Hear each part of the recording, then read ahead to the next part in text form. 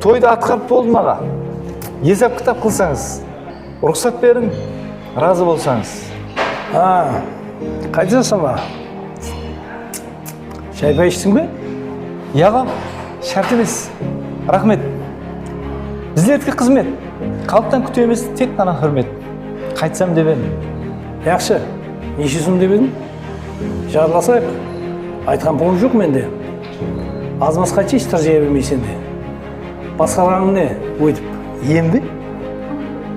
Лебізам, жанды ауыздан деген. Айтқаныңыз ұят болмады ма екен? Баста келістік қой, сізбенен. Не ғой? Басқарған ұнамады маған. Жақсы сөз әлде қашан қалған. Әзір сөйлесең сол жақсы. Керек емес сенкіндей сөздердің нақшы. Біреудің үстінен көл. Ермек қыл. Сұлу қызлар шығар, бұлғаңлат. Басқарсаң зор болар еді жырбаңлап. Әмме қайтар еді, кеуілі әм шат. Мен масқара бас емеспен, ортада. Келіспегенді айтып, күліп жортаға. Атам Қарақалпақ жақсы сөйлеген. Қалқ сенен бір зат алсын деген. Басқаларға әйтеуір ұнаған бекен? Басқалар мақтап атыр, тілінің палы бар деп. Маған ұнамады, күлмеді ешкім.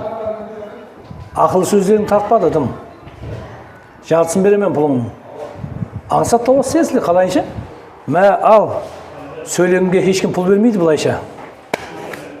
Әуел беремен деп, соңыра бермеген. Минет кешке хақ төлеп көрмеген. Лебізін жұтып, өтірік айтып сөйлеген. Төртінші қатарын тауып аларсыз. Бердақ Қарғабайұлы.